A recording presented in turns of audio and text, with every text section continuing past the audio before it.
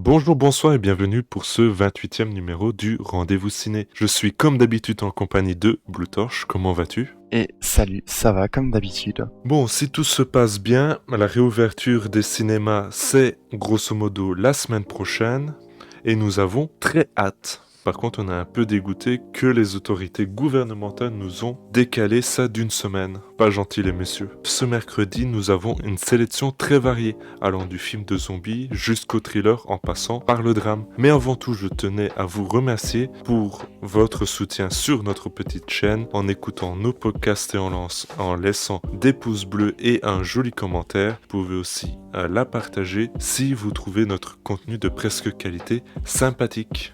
On a déjà hâte, par contre, des embouteillages qui vont arriver lors de la sortie des films au cinéma. Mais bon, Oui, il faudra faire avec. justement, en parlant de ça, les premiers chiffres venant de la France qui a eu la chance de réouvrir sont formidables. Les salles, à la réouverture, ont fait à peu près 3 fois la moyenne qu'ils faisaient lors de la précédente réouverture. C'est incroyable. Bon, on va sans plus tarder passer à la sélection nulle de la semaine. Désolé. Si vous voulez qu'on parle de cinéma dans le rendez-vous cinéma, bon, faut attendre les réouvertures des salles de cinéma. Voilà, tout ça c'est logique. Donc passons à Army of the Dead, dernier film de Zack Snyder sorti sur Netflix. Raconte l'histoire de zombies confinés derrière des conteneurs à Las Vegas où une troupe de mercenaires menée par Dave Bautista se dirige vers le coffre-fort d'un casino où se trouvent 200 millions de dollars. Une fois sur place, les mercenaires comprennent rapidement que ce ne sont pas de simples zombies, ils ont muté.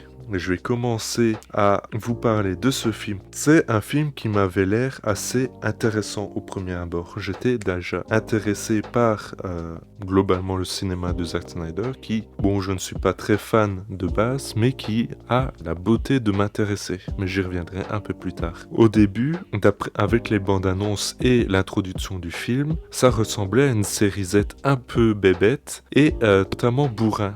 Donc là, je me dis, formidable. Après les déboires que Snyder a subis sur Justice League, on le retrouve sur un film sans prise de tête où il se fait plaisir derrière la caméra. Et ensuite, j'ai vu le film. Le seul point positif, c'est que les acteurs sont bons. Voilà. Malgré que le film soit bête et plat parce qu'il n'a pas de recherche esthétique dont il a l'habitude. Donc là, c'est déjà pas très intéressant pour moi. Et bête pour plein de points. Les personnages sont très mal écrits. Le héros, Dave Bautista, a 3 traumatismes. Un au début, un à la fin du premier tiers et un au dernier tiers. Ça rend le personnage quasiment incompréhensible. Les personnages, dans leur globalité, sont caractérisés juste avant qu'ils meurent. Je pense notamment à un personnage féminin qui n'a aucune caractérisation pendant 1h30, jusqu'au moment où on lui en donne subitement et qu'elle meurt 3 minutes après. Ça m'a quand même fait bien rigoler. Je continue sur les personnages. Le dernier tiers permet d'avoir un sursaut d'intérêt pour ces derniers, justement grâce à leur caractérisation en cascade juste avant qu'il se passe des choses pas très jolies. Bon, j'essaie de ne pas spoiler, c'est pas facile. En même temps, il n'a pas grand chose comme scénario, mais bon, j'imagine que Blue Torch va vous en parler un peu plus que moi. Mais je vais terminer en disant que le film est bête, mais il est si bête qu'il a réussi à mettre Zombie de Cranberry dans un film de zombies. Bon, j'ai pas besoin de développer. Zack Snyder est arrivé un jour et a fait mais on fait un film de zombies et on va mettre zombie in your head. Tu couperas ça en montage. Bon, je te laisse enchaîner sur ton avis. En fait, tu as déjà dit beaucoup de trucs sur le film et beaucoup de points que j'avais déjà notés. Déjà, tu avais dit notamment que le film, au premier abord, il paraît être un film bourrin et assez débile, dans le sens où ça va être un film qui va plus gérer de l'absurde que vraiment avoir un scénario réfléchi. Sauf que le film essaie de se donner un côté original en essayant justement d'avoir un scénario plus ou moins réfléchi et des zombies qui ont un caractère assez proche d'un caractère humain. Sauf que ça ne marche pas. Tout le monde qui regarde le film était parti pour voir un film avec du gore, de la baston, de l'absurde, des blagues second degré, des trucs beaufs, tout ce qui fait un film totalement bourrin, absurde, drôle, et pas un truc réfléchi. Une vraie série Z, tout à fait.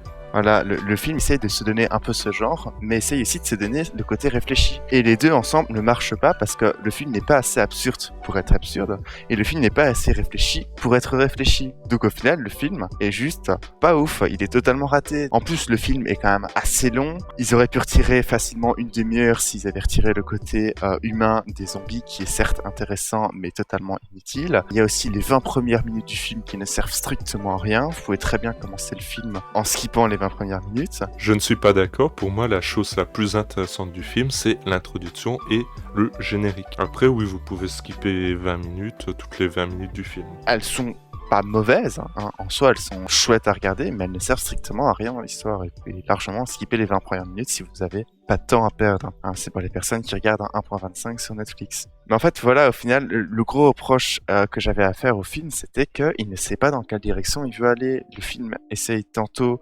d'aller d'un côté second degré et tantôt dans un côté réfléchi et scène sérieuse, ce qui ne va pas du tout en fait ensemble. J'ai pas spécialement plus à dire sur le film. Le film est dommage en fait. Le film aurait pu être bon sans pour autant être exceptionnel, bien qu'il aurait pu être exceptionnel s'il avait vraiment été très bien géré. Mais voilà, là le film, on a l'impression qu'il est juste raté et que tout ce qu'il a essayé de faire, il l'a pas réussi. Et c'est un peu dommage. Je voudrais revenir un petit peu sur ce qu'on disait. On parle de film de zombies, mais ce n'est pas un film de zombies. Les zombies du film sont plutôt des personnages tribaux, voire préhistoriques, que de réels zombies. Ils ont des réelles aptitudes, ils se sociabilisent, il y a même de la hiérarchie. Des émotions aussi parmi eux. Oui, c'est vrai.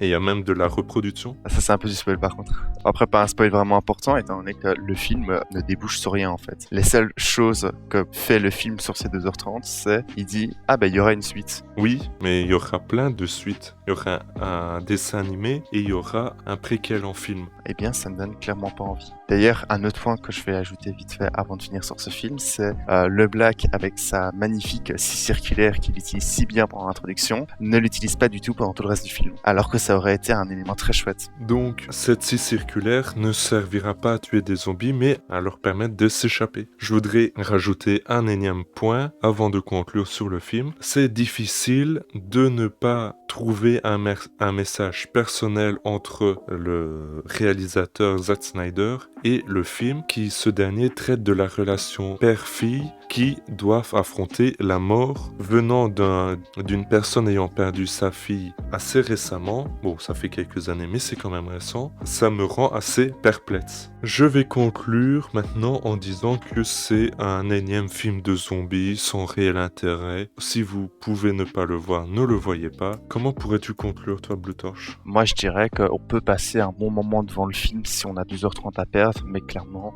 il y a de meilleures manières d'occuper 2h30 de sa vie, comme se tourner les pouces.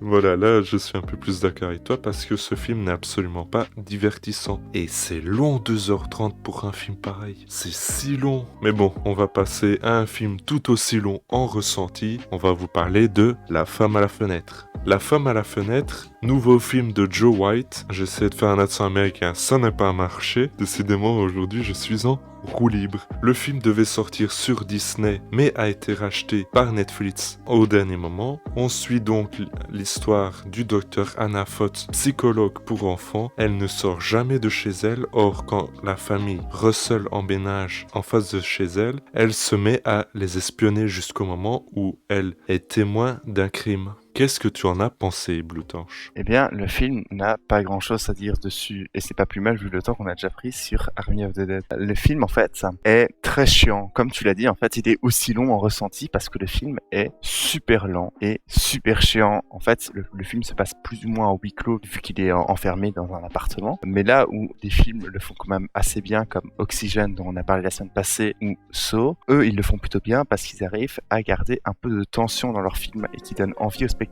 Là, le film ne donne juste pas du tout envie d'être regardé. Le film est chiant et à part ces 30 dernières minutes où on a un peu envie de voir la fin, on se fait chier tout le reste du film. En plus, ces 30 dernières minutes du film ne sont clairement pas ouf, hein. La fin, elle essaye par moments de faire des trucs pas mauvais. Moi, au début, j'étais en mode, là, elle fait un truc bien. Et puis, 10 secondes après, non, en fait, elle gâche le truc bien. Donc, en fait, c'est pas ouf. Non, clairement, le film n'est pas bon à ce niveau-là. En plus, Il y a aussi le personnage principal qui m'a fait chier pendant tout le film. Son comportement m'a fait penser énormément au comportement qu'avaient les personnages dans Mommy, et je n'ai pas du tout aimé Mommy, même si Divan sera sûrement pas d'accord avec moi, étant donné que lui, il a bien aimé Mommy, il a même adoré Mommy. Non, mais niveau personnage hystérique, non, je comprends la comparaison. Il y en a un qui est mieux fait que l'autre, mais oui, non, je comprends la comparaison totalement. Eh bien moi, les deux m'ont fait chier tout autant. Ah mais voilà, clairement, j'ai pas plus à dire sur le film est pas ouf, on se fait chier devant, et son dénouement, il est pas bon non plus.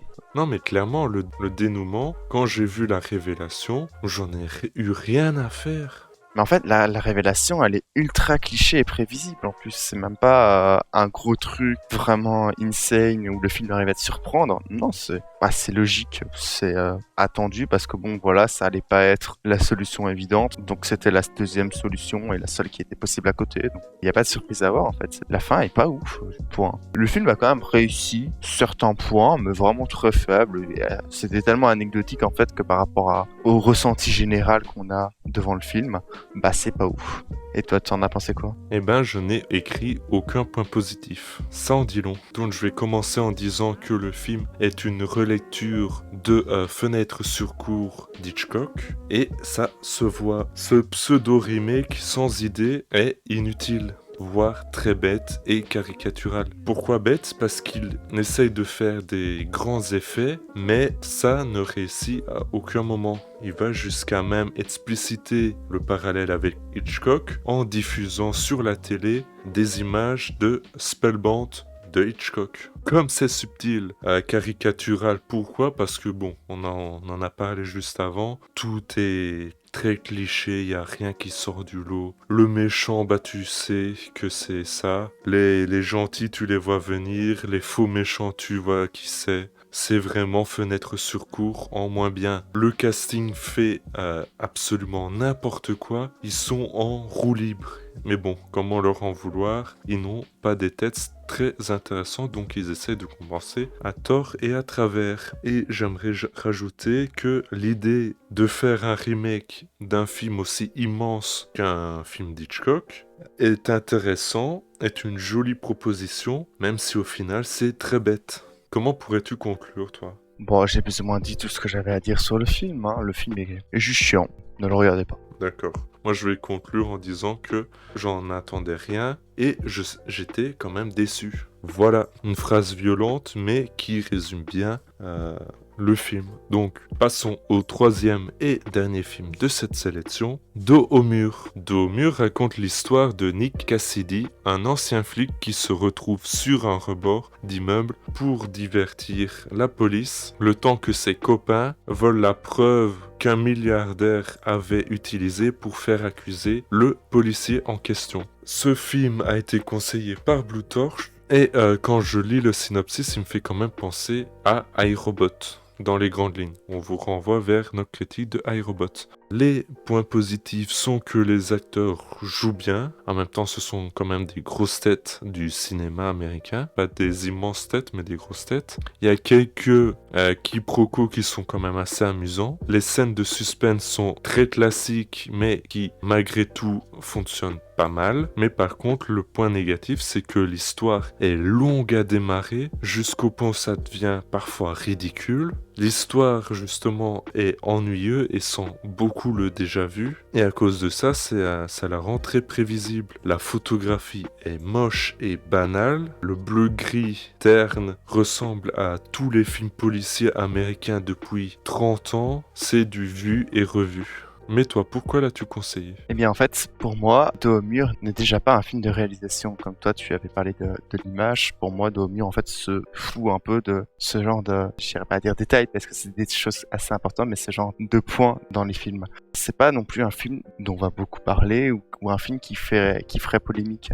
C'est un film que les personnes l'aimeraient ou l'aimeraient pas, mais sans avoir non plus énormément de raisons. En fait, moi, je l'aime plutôt bien parce que je trouve que son scénario est assez intéressant déjà. Son scénario est plutôt bien écrit, assez prenant j'ai trouvé, cohérent, avec des bonnes phases d'action et de tension, mais des phases aussi un peu plus réfléchies, où les personnages vont parler, développer un peu les personnages. Mais le film a aussi une autre facette, beaucoup moins intéressante dans son scénario même. En fait, tous les points que j'ai cités ont leur contre-exemple. Le film n'est pas exceptionnel et le scénario reste dans l'idée fort cliché. Beaucoup de personnages ne sont pas du tout développés et sont totalement OSEF ou décrits avec un seul trait de caractère. Et la réflexion dans le film n'est clairement pas très poussée. En fait, je trouve que le film n'a à la fois rien pour lui, mais tout pour lui. Le film, dans tous les points qu'il fait, il ne les rate pas, mais ne les réussit pas non plus forcément. Souvent, le film, en fait, se tient dans la frontière entre le bien et le pas bon. C'est très enfantin comme manière d'écrire un truc. En fait, le film est moyen et pour moi, c'est un des meilleurs films moyens qui existent. Ça, c'est ironique. Il n'est pas bon, il n'est pas mauvais, mais beaucoup de personnes peuvent l'apprécier et beaucoup de personnes vont le trouver juste osef et assez peu intéressant. Clairement, je vous conseillerais de voir ce film parce que le film, vous pourriez très bien l'apprécier et si vous ne l'appréciez pas, en soi vous avez perdu 1h40 de votre vie pour voir un film OSEF et c'est assez habituel de voir des films OSEF quand on regarde beaucoup de films surtout. Et pour moi c'est clairement pas un film mauvais, comme j'ai dit c'est un film moyen, mais un très bon film moyen. Donc c'est un film moyen à voir en fait. Voilà, en fait c'est une très bonne référence dans les films moyens pour voir qu'est-ce qui différencie un film moyen d'un film bon, plus ou moins. D'accord. Bon, c'était très instructif. Je ne te dis pas merci pour cette recommandation, tu ne m'en voudras pas. Non mais je comprends, t'inquiète pas. Je me doutais que ce n'était pas un film qui allait vraiment t'intéresser. Et donc, on va s'arrêter ici. On va conclure cette émission en vous remerciant de l'avoir suivi. N'hésitez pas à nous soutenir en laissant un commentaire, un pouce bleu, etc., abonnement. N'hésitez pas non plus à aller voir nos précédentes vidéos. Oui, surtout qu'on a fait des jolies playlists sur la chaîne. Je me suis cassé le cul à peu près 1 heure. C'était chiant. On voit qu'on est très investi si 1 heure de travail est exténuant. On est vidéaste quand même. On se réveille à midi, on bosse 1 ou 2 heures et après on se recouche, si tu veux. Voilà, c'est bien connu, on tourne la vidéo, on la poste le jour même, hop, on va laisser poser. En plus, il n'y a jamais de montage sur nos vidéos. Bon, trêve de grivoiserie, merci d'avoir suivi cette vidéo, sérieusement. Je ne sais pas s'il y a eu beaucoup de cuts, parce que si on monte, et donc on en reparlera à la prochaine émission. Salut! À plus.